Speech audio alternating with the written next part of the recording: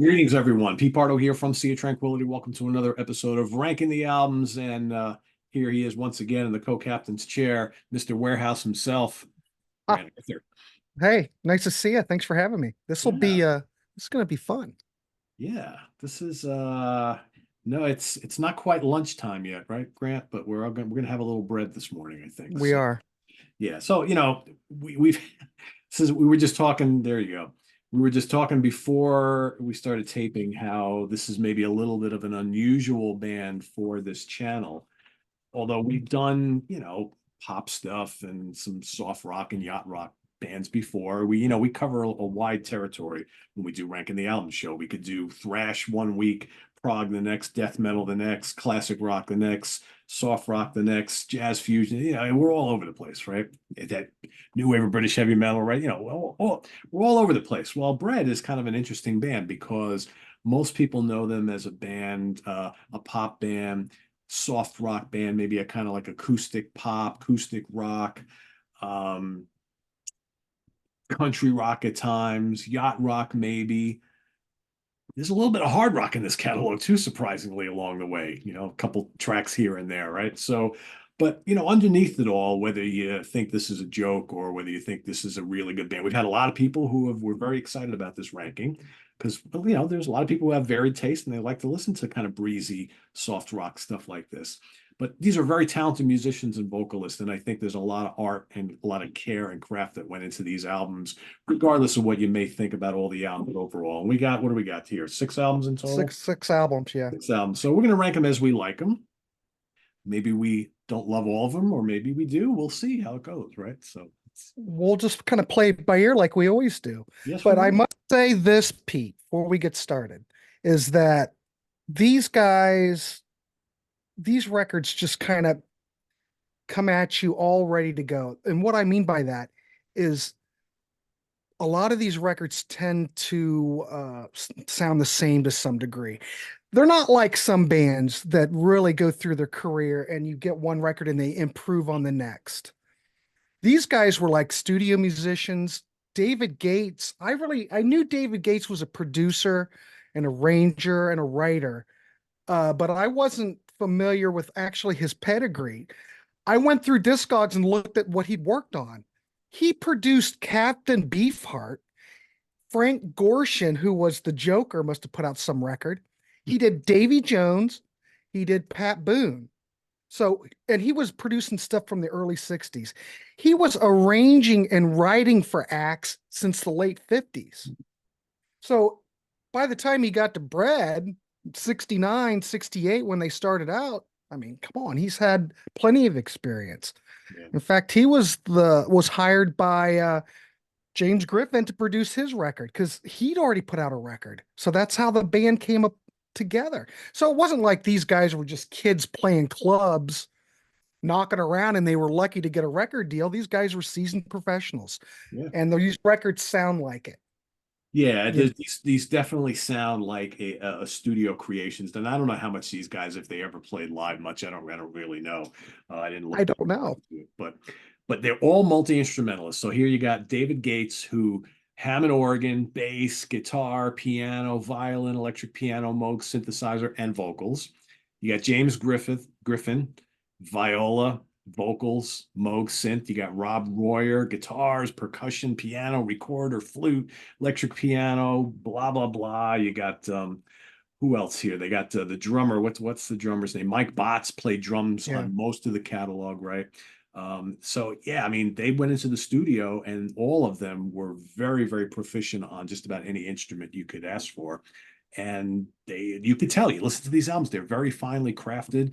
Some of the songs are more intricate than others. Some are very stripped back, acoustic guitar, strings, piano, whatever. Lots of the vocal harmonies are great on all these albums. I mean, I will Hmm. say from a vocal perspective, made these albums may not rock enough for some people. They may be just fine for others. So, and we'll get to that as we go through them, right? So, They're all in that singer songwriter era. If funny you made that point, they are kind of like Toto before Toto, if you think about it. Though they don't sound the same, but very proficient musicians. Everything's recorded to perfection. There's no bad notes, nothing sloppy about it. It's very slick, Yeah, you know. for sure. But that being said, when you That being start said, hearing, it sounds like a finished product right from the get-go. I know. So, So let's start with our number all six. right. We'll have Grant kick us off. Okay, well, I'm going to go with the last album, which was Lost Without Your Love from 1977. Now, this was recorded after a 4-year hiatus. They had some kind of dispute. I don't really know the details of it, but James Griffin and David Gates had some kind of dispute of songwriting, partnership, who owns the band, who's the band. I don't know. So they fought for 4 years. They finally fixed everything. They got together again. The band got back together and they produced Lost Without Your Love. Now we're talking 1977. It's been 4 years. Yeah. This record sounds like they just left off from where they were before, Yep. which you think maybe they might have changed. You think that maybe they would have kind of changed with the times, because I think by the time this came out, that singer-songwriter thing, that was pretty much early 70s, and here we are, 77. But that's okay. They still had their fan base. They had Lost Without Your Love, which was a big monster track off of this record. And, you can look at David Gates as one of those artists. If you think easy listening or yacht rock, he fits right in there, but such a monster songwriter. Yeah. He had that track Goodbye Girl that was a solo. When did Goodbye Girl come out? Like 77. That was a big hit. So he's still able to crank them out. But this starts out with a track Hooked on You, which, like I said, it starts right up where they left off on the previous record. David Gates, everything's fine, sounds great. And then they've got a track called She's the One, which is a James Griffin, Rob Royer. Now, you mentioned Rob Royer. By this time, he's out of the band, but he's God, yeah. still writing songs with James Griffin. Yeah. And for what I remember, I don't think he got along with David Gates, if I'm correct. And I think he's got the hell out, and there we go. But anyway, She's the One, though. We're talking full-blown country rock. Yeah. And that's fine. It sounds every bit as good as Poco here. As an example, if you like Poco, I'm thinking Poco. But it's very I'm glad good. you mentioned Poco, because I think for those folks who like Poco or maybe the early Eagles stuff, Mhm. there's going to be stuff in this catalog that'll be right for you.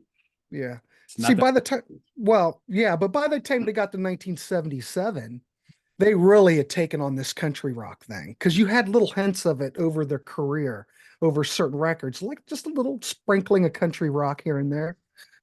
Oh, well, that's convenient, the phone. Anyway, so sorry about that. You got the What was phone. I I got a dog that's driving me crazy over here. So yes. kind of goes hand in hand. So anyway, She's the One is country rock. Uh, I hear there there they That's a goes. husky for you. Yeah. Yep. It's like, let me out of So here. like I said, Lost Without Your Love's a monster track. I could keep going through the tracks. They're all fairly good, but I find that there's a lot of filler on this record. If a band takes a 4-year hiatus and you're used to producing pretty good, well, we're going to talk about it, good content, you'd think after 4 years you would bring your best stuff ever. And I think that the David Gates stuff, I think, is very high quality, but I'm not so sure that the Griffin stuff it's fine. I mean, other than She's the Only One, I really think that there's a lot of filler on here. Lay Your Money Down is a great rocker, harmony guitars. David Gates wrote it. I dig that one. It's hard to believe that David Gates is rocking out so hard, because most of his stuff is ballads, but it's okay. But I think this record, it's not a bad record, but it's not a great record. So I expected more Yeah. for that hiatus. Their last gasp, right? And I do Yep. want to mention, we were talking about Rob Royer before. So Yeah. he, like you mentioned, by this time he's already out of the band. They actually replaced him with a full-time keyboard player, and that was Larry Knetchel. He actually appeared on the album before as well. So Yeah. yeah. All right, my number six. I'm going to go with the very first album, just called Bread. I hadn't, before we started getting ready to do this, I had no idea their albums went back this far. So this is 1969. So this is right in the middle of Flower Power and psychedelia and all that kind of stuff, which is kind of crazy. I was like, wow, I didn't know they were around for that long. But this is I believe, the only album that did not crack the U.S. top 200 album Hmm. charts and was kind of seen as a failure by the record label. Or even though they had a couple minor singles, Dismal Day and It Don't Matter to Me aren't terrible little pop acoustic kind of like Crosby, Stills and Nash type of things, right? There's a little bit of that on a lot of the early part of this catalog, I think. Um, it's mostly light fare. It's kind of breezy. It's that kind of soft rock folky type thing. The vocal harmonies are nice. I think Could I, pretty nice tune. The Last Time and Move Over both have some really catchy melodies, and they kind of rock a little bit, a little bit. My favorite track on here is It Don't Matter to Me. I think that's really good. Friends and Lovers also pretty good. The reason why this isn't my number six, I think it just doesn't have as much of a pulse as some of the other albums. Even the mellower poppy tracks, I think just I wish they had a little more life. It's a very laid back album. It's pleasant enough, but it's for me the one in the catalog that just doesn't resonate with me as much as some of the other ones. But yeah, so that's my Hmm. number six. Yeah, that's my number five. And what Okay. you said is totally true, Pete. Totally true.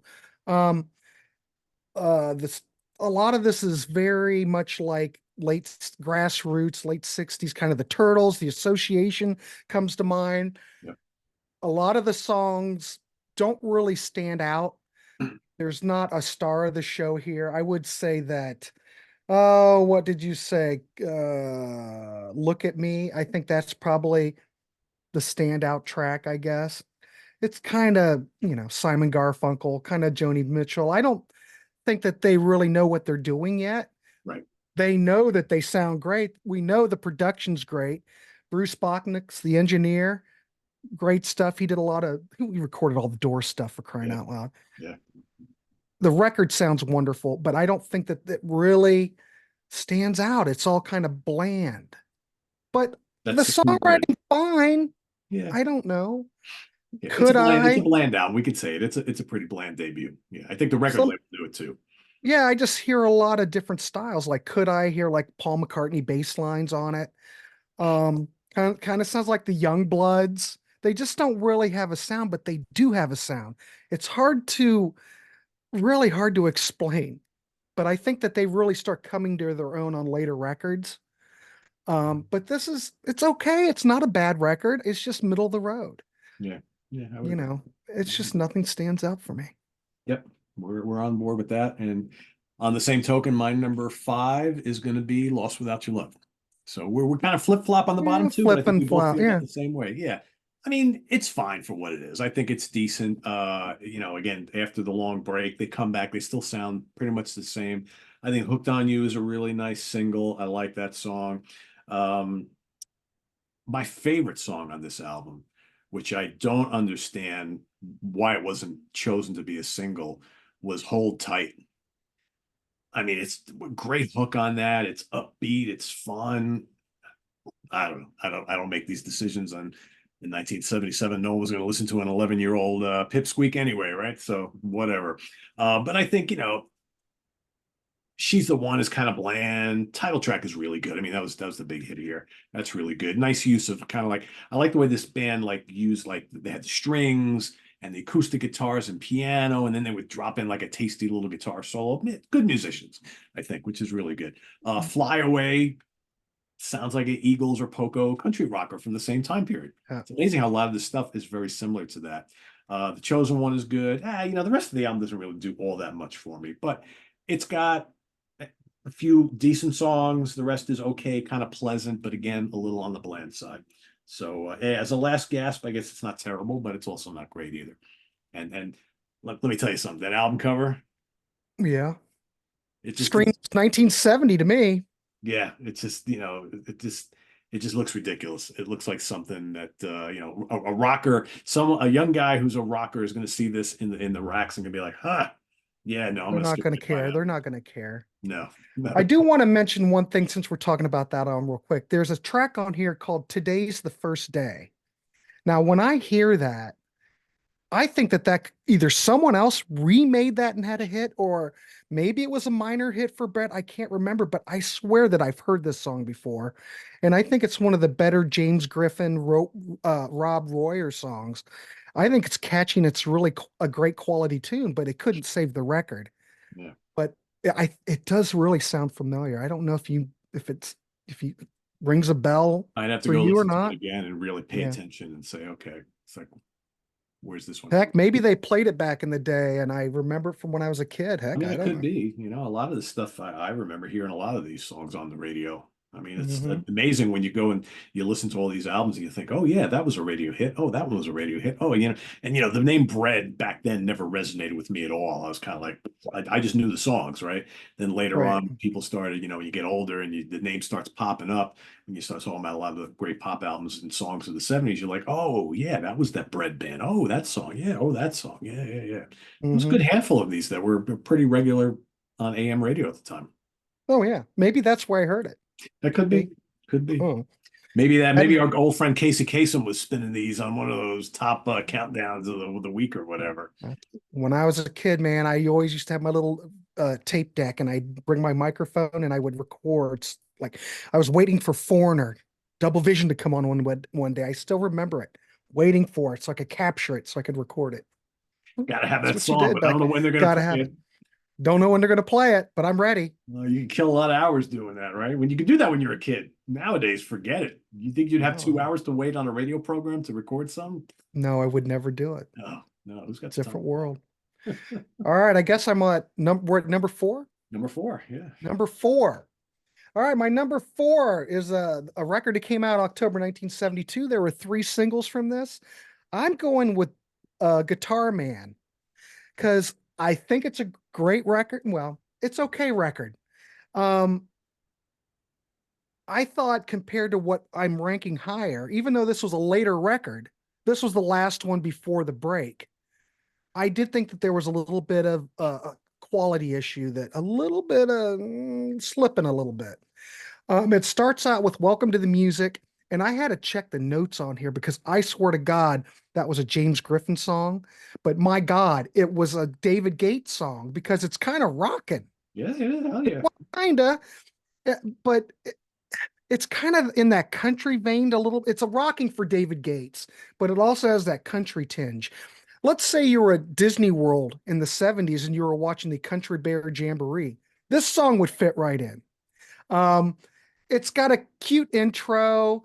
It leads you to believe that this is a concept album because it refers to the Guitar Man, which is the next song on the record. So I'm looking at it. Is this a concept record? But if it was a concept record, it ends after Guitar Man. Even though I do want to mention this, there's a lot more guitar on this record, probably than some previous records. And I dig it. That's fine. That's good. But I'm And also it's looking like for they're songs. all play. Look at all those hands on the guitar neck. They're all playing the guitar, I guess. Yeah, man, that's what you do. A lot of studio musicians. So the second track is Guitar Man, which is another David Gates classic. Hits it out of the park, of course. His songwriting's wonderful. Usually David Gates stands among out of the rest. It's just one. Well, it's wonderful. He's good. The guitar on it is played by Larry, and he's a good guitar player. And he brings a lot to the band. Not only is he playing keyboards and all these different instruments, but he's a good player. But Guitar Man is a classic, AM radio classic, ladies and gentlemen. It is what it is. Um, One thing I do want to mention is that I think that there are several tracks on here where David Gates and James Griffin collaborate. Make It By Yourself was a collaboration between them together. And I think that they really work well together to come up a track. The vocals are from Griffin, but it's also getting to that country feel. Yep. But it's quality songwriting. When the both of these guys come together and write, I think they produce pretty good songs. I think it's all right song, but they're getting closer to that country thing, which is fine. That's fine. The only other track, I mean, I made notes on all of them, but I do want to mention there is a slow song on here. David Gates song called Aubrey, which is very beautiful, very, very tender, very emotional. Some of his best work. Yeah, it's slow, it's kind of yachty, but I think it's a quality track. And the other one I do want to mention is the the track Fancy Dancer. I hear when I hear that, I hear "Oh Well" by Fleetwood Mac. Oh What yeah, are they doing? we both caught that one. Oh yeah, for sure. What are Yep. we doing, Brad? Yeah. But it rocks. It's I'm a just happy great these riff. electric guitars rocking out on that one, right? It's like, yeah. It's got that early Fleetwood Mac kind of feel to it, but boy, oh boy, is that "Oh Well." People go out and check that out. You'll go, yep, that's "Oh Well." Different variation of it, but "Oh Well" nonetheless. Sweet Surrender is very yachty. Yeah. Was released. That was released as a single, I believe, and it was a hit. I don't really remember it from back in the day, but evidently it was a hit. And then they get kind of bluesy. There's blues tracks. Let It Go gives ELO a run for their money. That's got good melodies and vocals. That's a Griffin Royer song. And Rob is gone by this record, even though he's still songwriting partner with Griffin, but he's gone. Uh, More of the same. I just think that the quality of the material is went down a bit.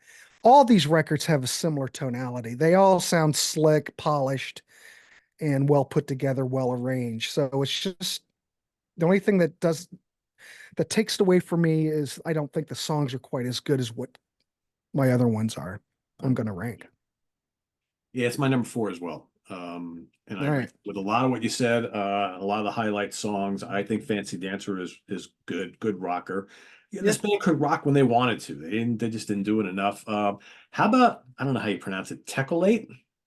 Yeah, that's the bluesy heavy track. It's like a Southern rock song. I'm like, listen to that. I'm Mhm. like, that's like freaking Atlanta Rhythm Section meets Leonard Skinner. And I'm like, Jesus, that's I pretty made a good. note, Pete. I made a note. I said I had to check because I was listening to it on my computer while I'm working, And when I first listened to it, I had to check it because I'm going, is this still bread? Because it didn't sound like bread to me. It I'm doesn't. going, who is this? What'd you do with bread? Yeah, yeah, I like that. I like when they rock it up a little bit. I think because they're pretty talented guys. I think they could do it, and they like every album has like one or two little rockers, right? It pretty much. I Yeah, mean, which is cool. on We these didn't later mention ones. ELO before. I hear ELO on some of the vocal harmonies on at least two tracks on here.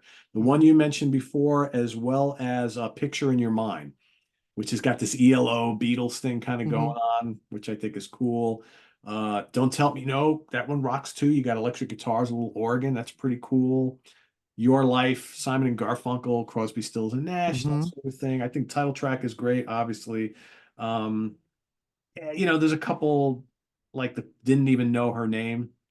Mm. That's really folky and laid back, and I'm just kind of like falling asleep there. But I think it's a solid album.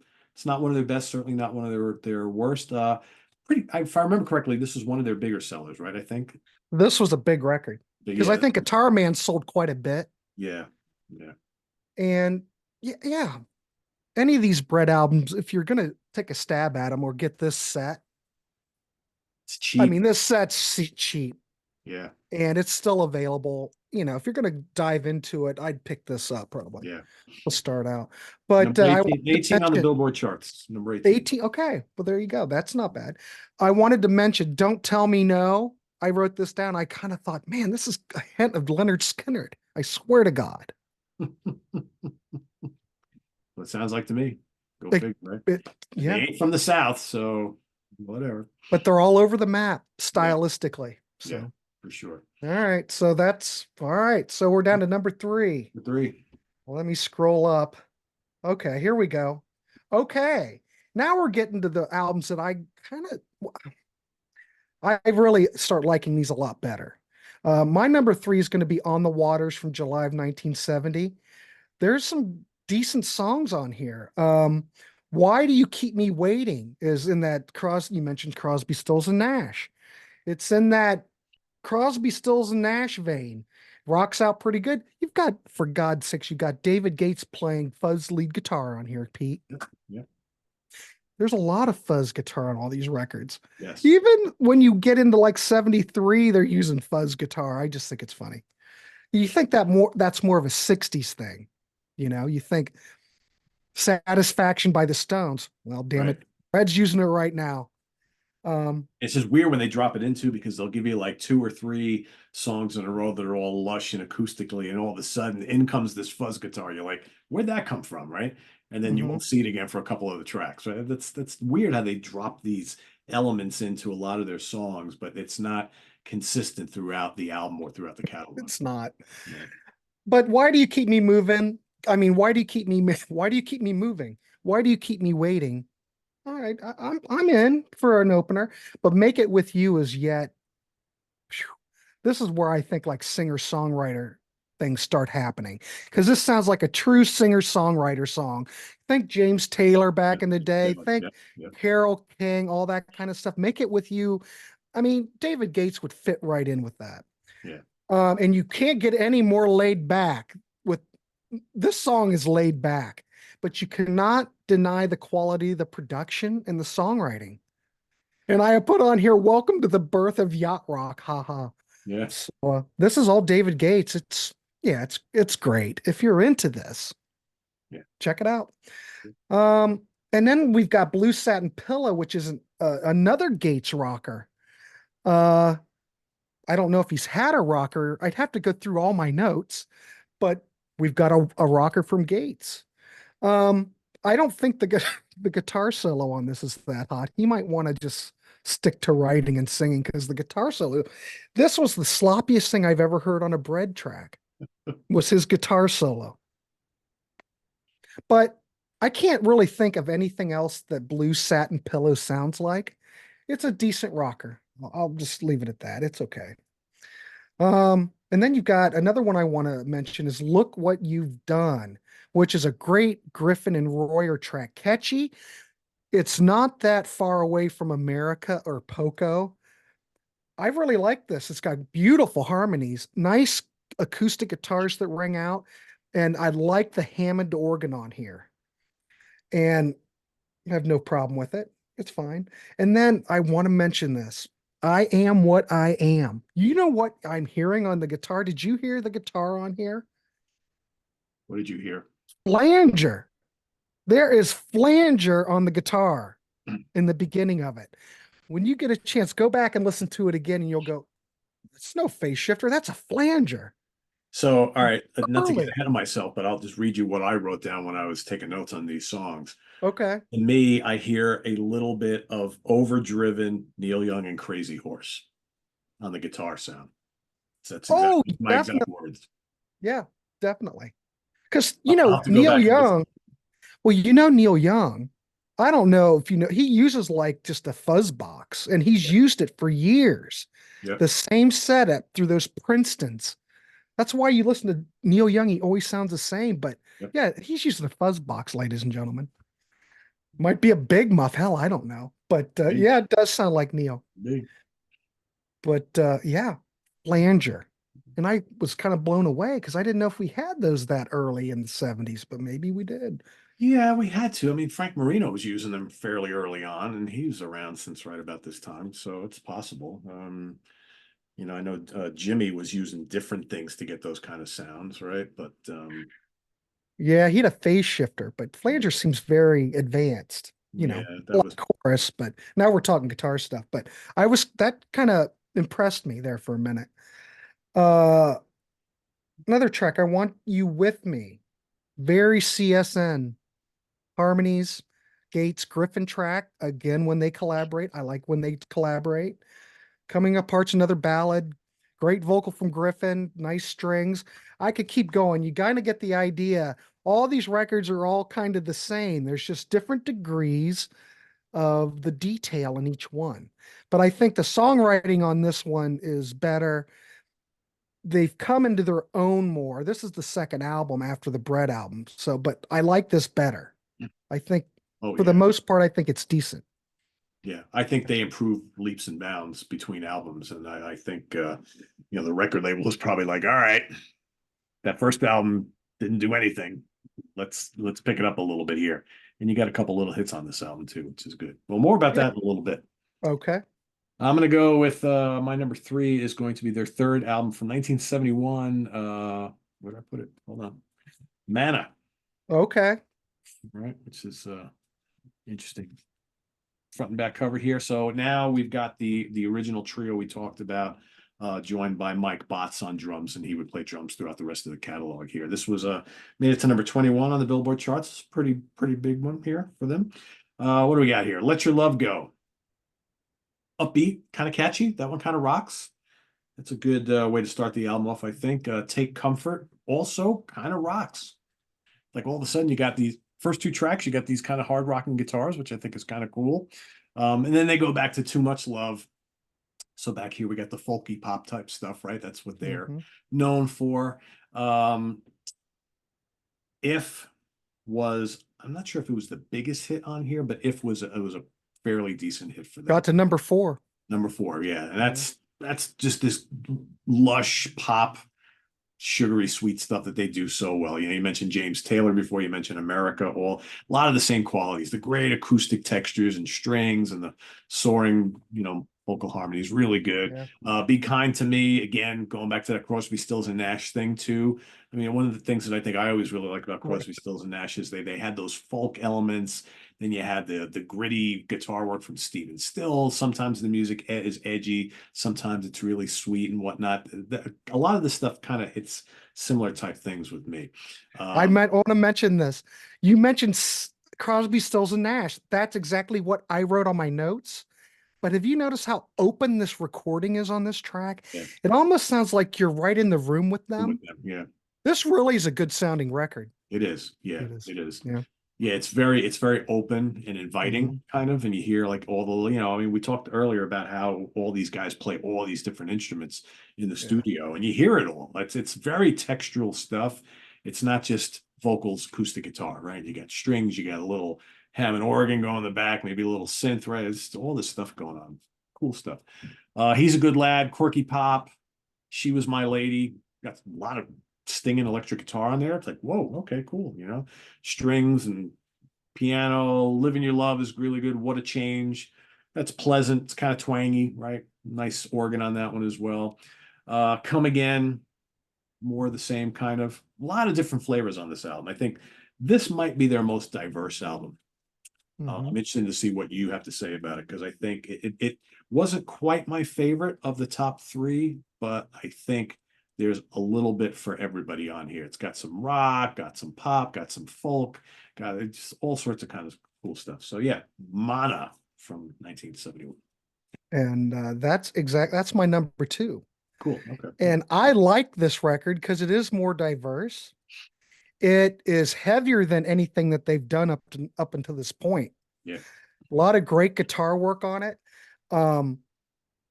You mentioned, what was it? Well, I can just kind of talk about a couple of things. Let Your Love Go. What I see, this starts off. I swear to God that I don't know where they got this riff from. I was racking my brain, and it was kind of like the Fleetwood Mac "Oh Well" reference. I swear they stole this riff from Black Sabbath or the Kingsmen or somebody. I don't know who, but the harpsichord's cool on it. But I swear to God, that's a Black Sabbath riff. I swear. Someone tell me in the comments. Take comfort. Take comfort.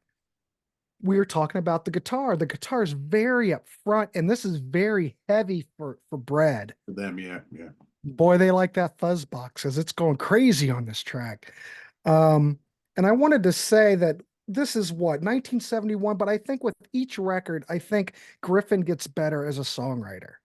David Gates just always seems to be always at the top of his game for the most part. I think maybe his songs improved probably too, but I think Griffin seems to grow better as through different albums.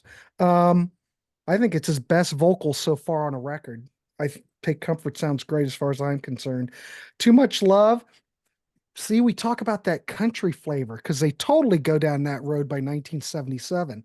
And here it is. It's starting to come in 1971. You mentioned If. It's a monster ballad.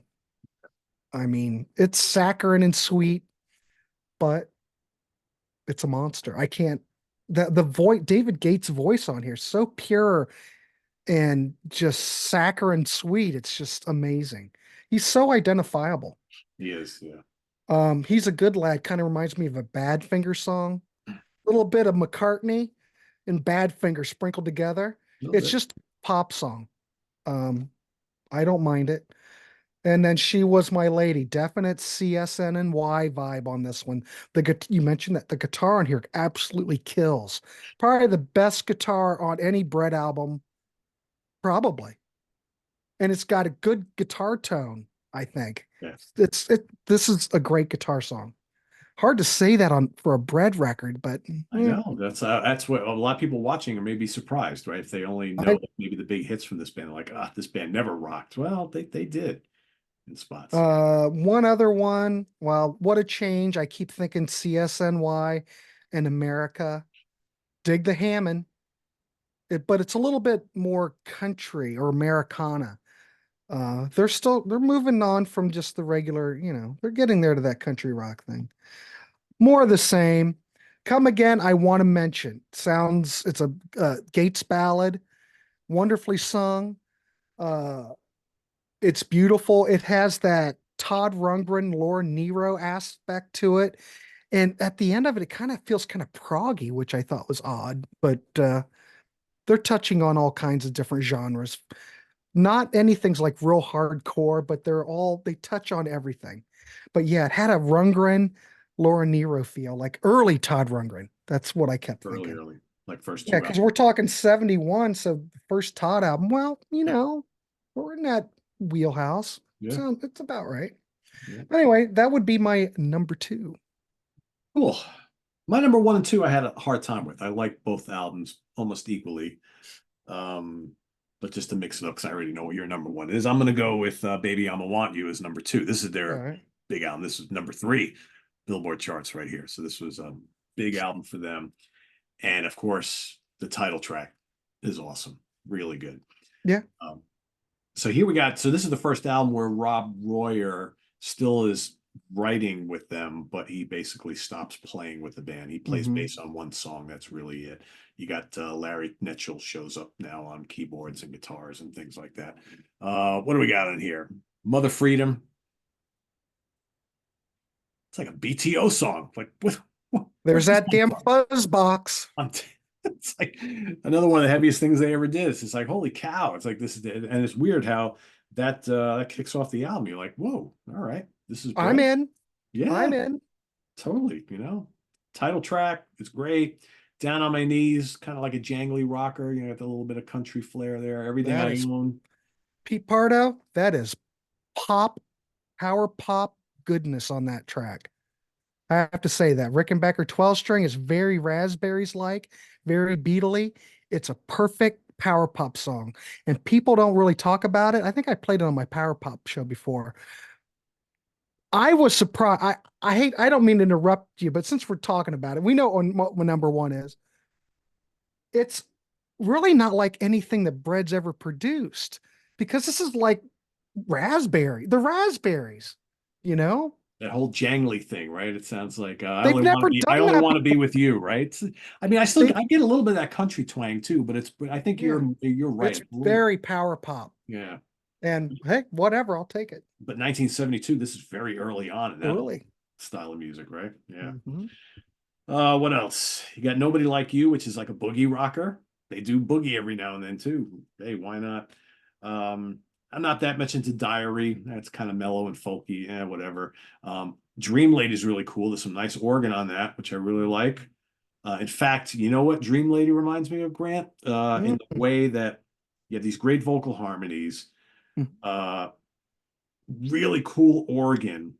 Hmm. It's kind of heavy in spots. You got this great guitar solo. It reminds me of early James Gang when Walsh would sit behind the Hammond organ, like was Hmm. it "Come in My Garden" or "Tend My Garden" and or the other song, Yeah, the other album. That's what this reminds me of. And I was like, it's oh, this is similar. pretty cool. Pretty cool. Same kind of stuff.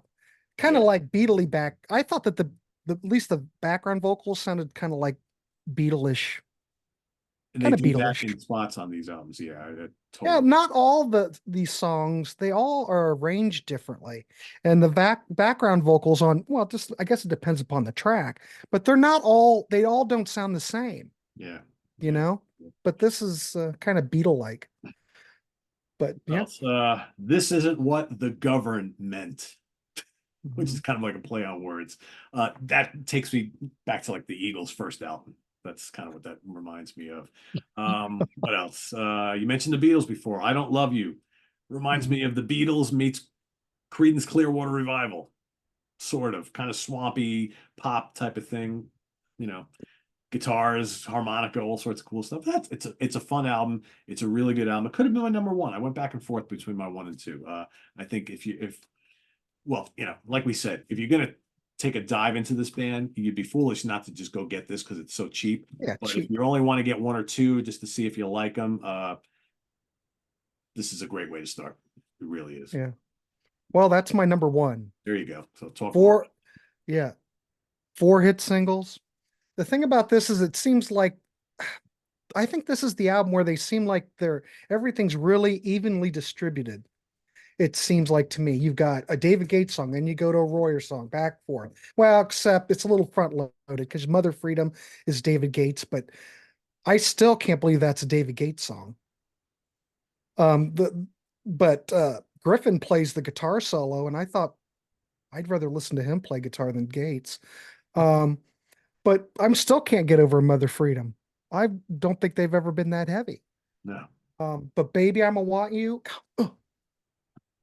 great song. sugary sweet, ladies and gentlemen. Yep. I think this is where yacht rock is starting to form, and I probably might have said that before, but come on, they play this on the It's yacht. early, right? It's It's really early, early. but Yeah. it fits.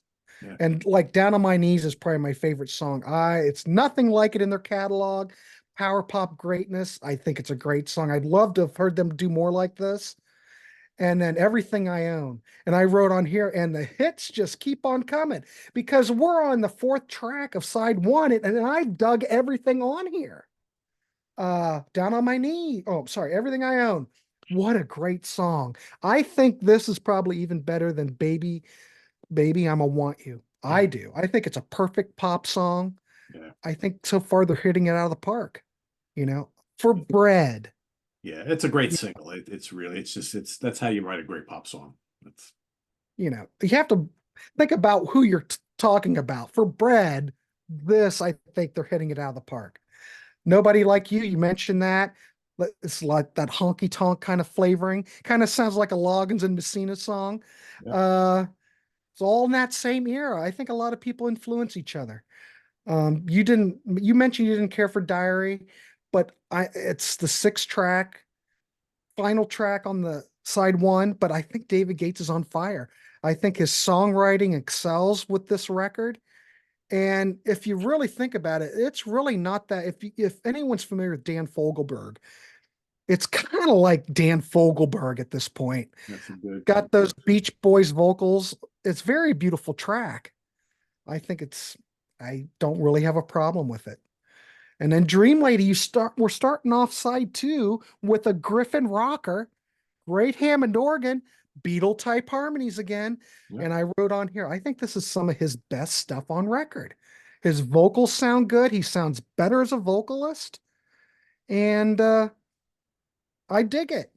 Daughter is catchy, hooky. Kind of sounds like late 60s British rock, kind of Beatle influence. I think it's fine. Larry's playing the solo. Sounds great. Good vocals by David Gates.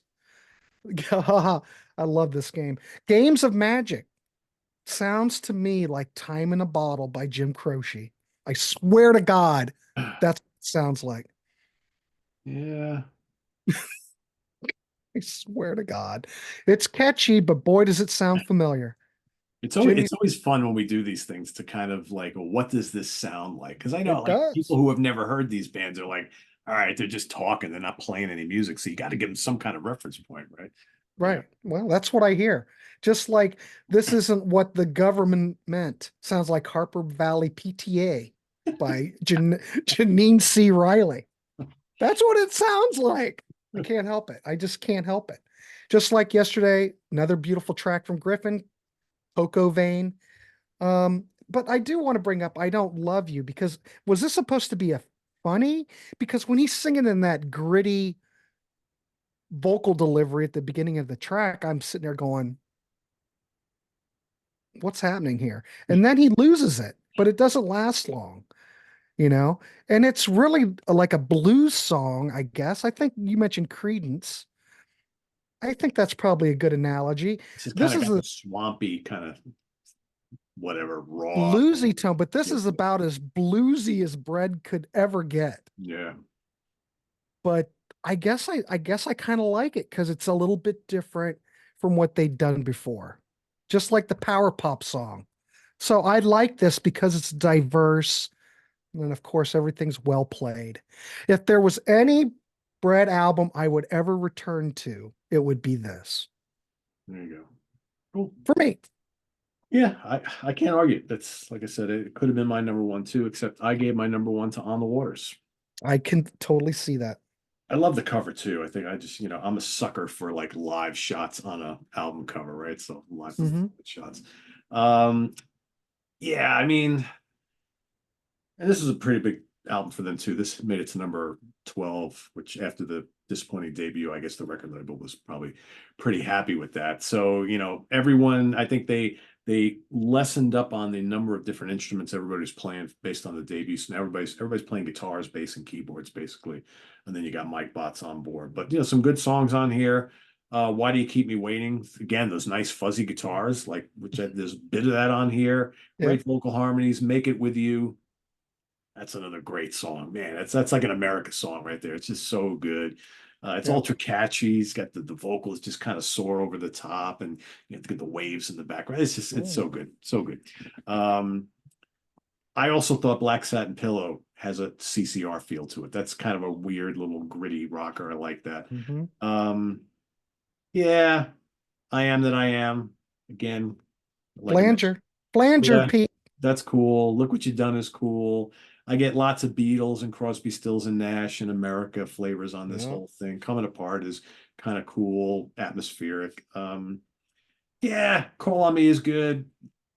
The Other Side of Life doesn't really do much for me. That's like the last song. That's like my least favorite. But all in all, I think it's just a really good album with good variety. A lot of good guitars on here, even though it's subtle.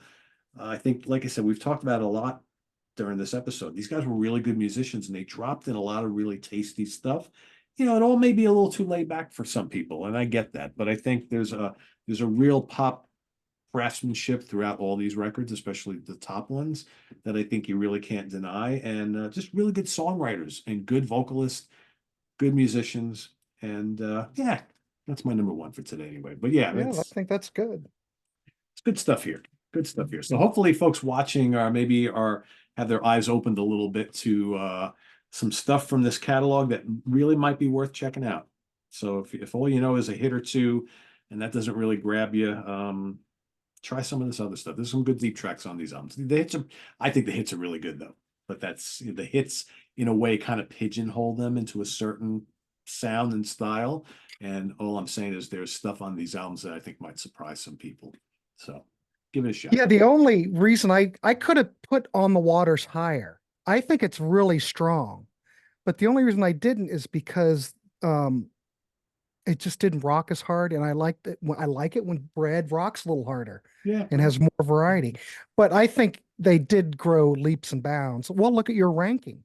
That's your number one, and you put the Bread album, At the that's bottom. quite a leap. Yeah. Yeah. So there you go. Absolutely. So Grant and I will be getting back together again in I don't know a few weeks, probably sometime in May, early May, because we promised everybody we're going to do the Firefall catalog. So that's Yeah. coming up next. So Firefall, for those who don't know, where are they from? Colorado? I do believe so. But Yeah, don't quote West. me. I'm not 100% sure, but that sounds right. I Um, think Rick, oh, help me. What's his name? Rick. He was in Flying Burrito Brothers. Oh, I need to yeah. stay Hold up. on. Richie Furry, right? Richie Furry. No, Richie wasn't in it. Michael Clark was in Firefall, and he was in the Birds. He was in the Flying Hold on, Burrito. I'll tell you Rick, in a it's second. Rick. Rick somebody. God, that's bad. Rick Roberts. Rick Rick Roberts. Roberts. He Yes. was in Flying Burrito Brothers towards the end of it, Yeah. and then started Firefall. And I think Michael Clark came along, but I'm not sure if Michael Clark was still in the Burrito Brothers then or not. I don't think so. Somehow they cross paths, and well, and it's got a member of Mark Andes from Spirit. Yes, there's a lot place. of guys came in and out of this band, Firefall, and yeah, they were from Boulder, Colorado. Okay. Yeah, if you go and look at their past members, it's ridiculous. Not a lot of big names, but just a shit ton of people that have been in and out of this band over the years. So, and for those who don't know, Firefall, uh, kind of along the same vein as what we're talking about here, but more in that kind of Poco, Eagles, country rock type of thing, Hmm. soft rock, pop, little they rock in spots. Also had a lot of big hits, and yeah, it's kind of along the same lines. So But I'm looking forward to diving into it because for one, I know the hits. I know the best of Firefall. yeah, But it's fun to dive into this a band like this. And I can't remember who came up with this idea. Someone in the chat. yeah, Awesome. Great idea because we might play these records and might really find a gem here. I don't know. yeah, But it's fun. It's like a archaeological find, yeah. like an archaeological dig. So I'm looking forward to it.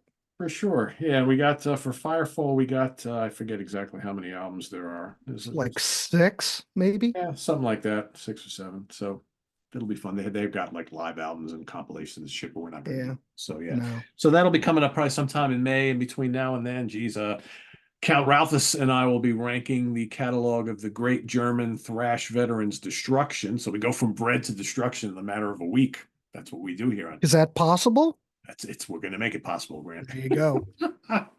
So that's coming up next week, and then Rick Labonte and I the week after will be doing a Savoy Brown. We're going to do a top 10 of Savoy Brown because they've got like a million albums, so we can't rank them all. So we're just going to do our top 10. So, and then the schedule will move on from there. Grant will be in either a week or two or whatever after that. And Grant and I also, just to give everybody a little dip into the future, Grant and I will also be ranking probably again late May or early June. Uh, Roadmaster, Oh, very cool yes. band from Indiana that I've only just discovered fairly recently, and they only have 4 or 5 albums, but very cool kind of Midwestern rock, pomp rock for those who like REO Speedwagon and Styx and uh, Trillion and that sort of thing, right? So yeah, that Hmm. kind of like that. Very, very cool band, good rocking band. A lot of one of those bands that like I never heard about, but yet you listen to the albums, you're like, why was it this big? How did you get turned on to that? I honestly don't know. Either someone mentioned it to me or it came up on a recommendation somewhere and I Mhm. went and looked into it. I was like, oh, cool. But those 3 albums I just showed are released on CD on Rock Candy. We Yeah. know we trust Rock Candy, right? They I re love rock candy. they reissue a lot of great stuff. So as soon as I saw they were on Rock Candy, I was like, ooh, let me go and There, listen to this band. there's an idea right there. A show, because rock candy, I have nothing to do with rock candy. I've got tons of rock candy stuff. Yeah, me too. But I think a show like discussing like albums, re-released albums that came out on Rock Candy or artists, because there's a lot of bands no one knows about or Yeah. has ever heard, and they have some wonderful records that they've went back into the archives and dug up these albums from the 70s, and who would have, there are bands I'd never even heard of. And I just take a chance and buy it, and I'm always really amazed. I just love what they do over there. Yeah, that's a good idea. We might want to do that. So I think a Rock Candy would be good. I think a series of episodes on some of these great reissue labels, I think would be fun anyway, Oh, because yeah. what would we do without them, right? Because this Wounded Bird has yeah, great stuff. yeah, There's a lot of great stuff, but it's a lot of those UK companies, Cherry Red, Esoteric for yes, Prague. Esoteric Esoteric is is great. Prague. They have wonderful stuff, but Hmm. Cherry Red does a lot of great stuff. What was the other label that does do all those twofers? BMG, BGO, BGO. BGM, yeah, BGO, yeah. Oh, I love BGO. Great, a lot of great stuff. But there's a lot of stuff we could look at and turn people on to. But Yeah, for sure, for it's a sure. great idea. Grant mentioned Prague. I don't want to forget because we actually just agreed to do this yesterday. In about a week and a half or thereabouts, uh, we will be getting a very fun group of people together to talk about a handful of bands that most people struggle with trying to classify what they do. The bands are ELO, 10cc, Roxy Music, XTC, Supertramp. and Supertramp. Yeah. Those weird bands that fall under this whole, is it art rock? Is it prog? Is it pop? What is it? We're going to kind of talk about that and try and figure it out. And Grant and I are going to be joined by Mr. Scott Lade from the Prog Corner and Brendan Snyder. So the four of us are going to try and figure out, what do we do with these bands? Where do we put them? What do we call them? Why do we like them? Why do we love them? Or maybe why don't we like them, right?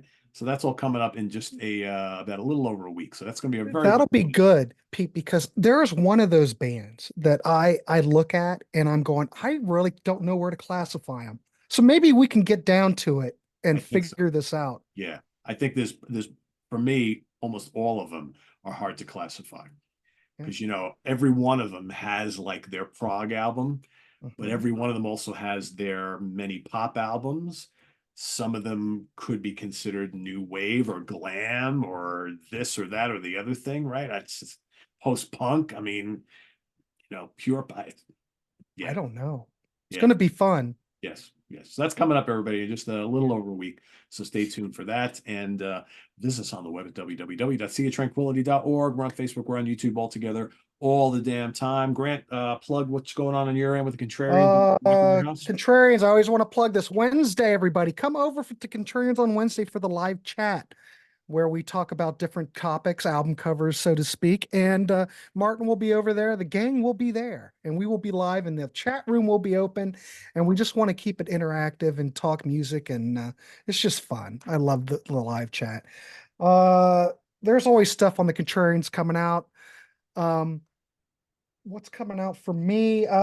Stephen Schnee's gonna, well, on this weekend, Sunday, I'm gonna play hard rock and heavy metal for 2 hours Sunday night at starting at 8 p.m. Eastern Standard Time. The show is called Let It Be Rock, and I'm putting that together now. There's gonna be a lot of surprises. So Surprises a are lot always of great good. stuff. Surprises are always good. So As a I'm matter of doing fact, that. so I know I know it was almost 2 weeks ago now, but I do Yeah. want to remind people in case they haven't seen it because it was a lot of fun. I was only on half the episode, but it was fun. Do Oh, not miss the douche rock episode on Grant's Rock Warehouse from about 2 weeks ago. yeah. Jamie Laszlo and Grant were doing a live show. What night was that? I don't even remember. It was like a I was Tuesday. on a, I think it was, I don't know what night. Tuesday, was it a two? Might have been, I don't know. I think it was, I don't know.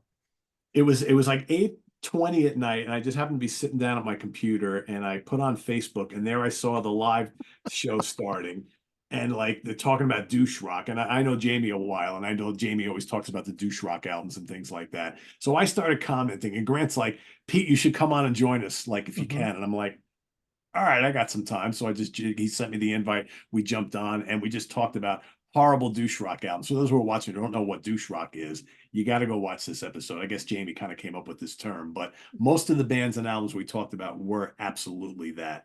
And it was total fun. It's one of those episodes where we every now and then you got to trash some stuff, right? It's just the way it goes. It's always But fun. we were tactful. Really, I we were did. doing it and just having some fun. Yeah, it was a lot of fun. There's So a lot of these 90s bands, a lot of this, Jamie, the way he categorizes things, he does actually have a douche rock section.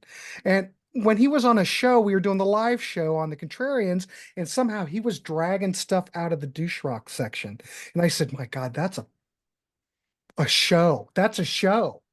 So I asked him if he wanted to do it, and there you go. And then you came on and even made it better. And we got a lot of great response over, and a lot of people left a lot of comments. So yeah, go check it out on my channel. Leave a comment. yeah. What's douche rock? What is What do douche you rock? consider Yeah. douche rock? And once you go watch it, go and try and decipher and find out how many douche rock albums you actually have in your collection, right?